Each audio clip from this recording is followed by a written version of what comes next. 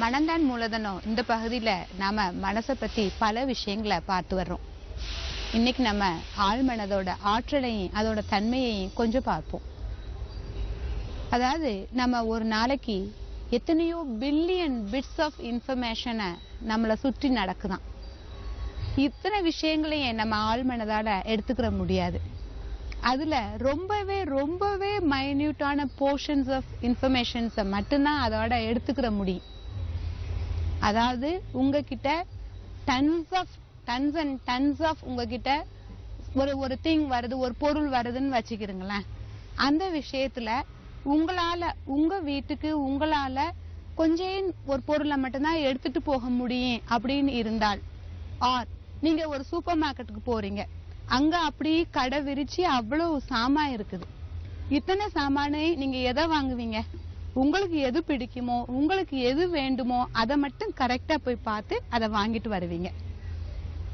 அது மாதிரி ஏன்னா உங்களால அந்த பொருள்களுக்கு மட்டும்தான் நீங்க செலவிட்டு வாங்குவீங்க, அது மட்டும்தான் உங்களுக்கு நெசசிட்டியாவும் இருக்கு. அந்த மாதிரி இந்த ஆள் மனசு தன்னை சுற்றி எவ்வளவு இன்ஃபர்மேஷன்ஸ், எவ்வளவு நிகழ்ச்சிகள் நடந்தாலே, எத்தனை விஷயங்களை கேட்டாலே அதால கொஞ்சம் விஷயங்களை மட்டும்தான் எடுத்துட்டு போக முடியும்.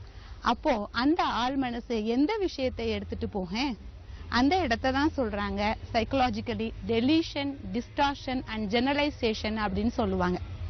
அதாவது தன்னால கொஞ்சம் விஷயங்களை மட்டும்தான் எடுத்துக்கிற முடியும்னு இருக்கிறனால என்ன செய்யுமா, தனக்கு வேண்டிய விஷயங்கள், தனக்கு தெரிஞ்ச விஷயங்கள், தான் பழகின விஷயங்கள் அதை தவிர்த்து மற்ற விஷயத்தை ஃபுல்லா அப்படியே டெலீட் பண்ணிருமா. அது தான் காதுலயே விழல. அதை பொறுத்த வரைக்கும், அந்த ஆள் மனசை பொறுத்த வரைக்கும், அந்த பர்டிகுலர் பர்சனை பொறுத்த வரைக்கும் வேற விஷயங்களை அவங்க கேட்கவே இல்லை, அது சொல்லப்படவே இல்லை. அடுத்தது டிஸ்டார்ஷன். அந்த டிஸ்டார்ஷனுங்கிறது என்னன்னா, அது எப்படி சொல்லப்பட்டாலும் தனக்கு வேண்டிய முறையில அதை மாற்றி எடுத்துக்கிருவாங்களாம், மேனிபுலேட் பண்ணிக்கிருவாங்களாம். நீ எங்க போனா அப்படின்னு ஒருத்தவங்க கேட்டாங்கன்னா, இவங்களுக்கு அவங்க நீ எங்க போனா, ஒண்ணு சொல்லாம எங்க போனா அப்படின்னு தான் இவங்க சொல்லிருப்பாங்க அப்படின்னு இவங்க மனநிலை சொன்னா, நீ எங்க போனாங்கிற வார்த்தைய நீ எங்க போனா, ஏன் ஒண்ணு சொல்லாம போயிட்டா அப்படின்னு அவங்க ஏதோ ஒரு வம்புக்கு வந்த மாதிரி இவங்க அதை எடுத்துக்கிருவாங்க. அடுத்தது ஜெனரலைசேஷன்.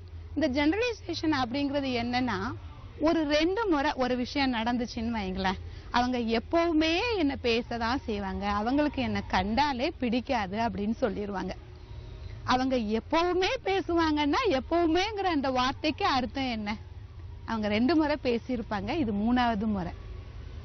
சோ வெர்ஜீனியா சட்டர் அப்படிங்கிற ஒரு பெரிய சைக்காலஜிஸ்ட், அவங்க எப்பவுமே அவங்க கிட்ட யாராவது போய் கேட்பாங்க, எப்பவுமே இவங்க பண்ணாங்கன்னு அவங்க ஒரே ஒரு கொஸ்டின் தான் கேட்பாங்களாம்.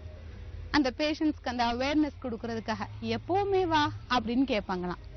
எப்பவுமே வா அப்படிங்கிற அந்த ஒரு வார்த்தையில அந்த பேஷண்ட்ஸுக்கு, அட ஆமா எப்பவுமே இல்லையே, எத்தனை டைம் நல்லா பேசியிருக்கிறாங்க. அப்போ 2 முறை நடந்தது உங்களுக்கு அவங்கள பிடிக்காதுன்னு நீங்க நினைச்சீங்கன்னா, மீது 8 முறை உங்ககிட்ட அந்த மாதிரி நடக்காம இருக்கிறது, அப்போ உங்களுக்கு அவங்கள எவ்வளவு பிடிக்கும் நீங்க கொண்டு வரணும் அப்படின்னு கேட்பாங்களாம். சோ இந்த மாதிரி நம்ம மைண்ட் பண்ற சின்ன சின்ன சித்து வேலைகள் இவைகள். டெலிஷன், டிஸ்டார்ஷன், ஜெனரலைசேஷன் சொல்லிட்டு ஒரு ஃபில்டர் நம்ம கிட்ட இருக்குமா. இந்த ஃபில்டர் அப்போ நம்ம எந்த இடத்தை நம்ம சரி பண்ணணும் அப்படின்னு சொன்னா, இந்த ஃபில்டரை நல்ல குணநலன்களோட நல்ல விஷயங்களை போட்டு வச்சிட்டோம்னா, அடுத்து நம்ம கையில அது இல்லை, அடுத்து நம்ம ஆள் மனசுலதான் அது இருக்குது. நமக்கு வேண்டிய, நம்ம எதை விரும்புறோமோ அதுவா, யாரு நம்ம கிட்ட எப்படி நடக்கணும் நம்ம விரும்புறோமோ அந்த அதுவா நாம இருந்தோம்னா, நம்ம அட்ராக்ட் அந்த மாதிரி விஷயங்களை, அந்த மாதிரி வைப்ரேஷன்ஸ், அந்த மாதிரி கனெக்ஷன்ஸ் மட்டுமே தான் நாம அட்ராக்ட் பண்ணுவோம்.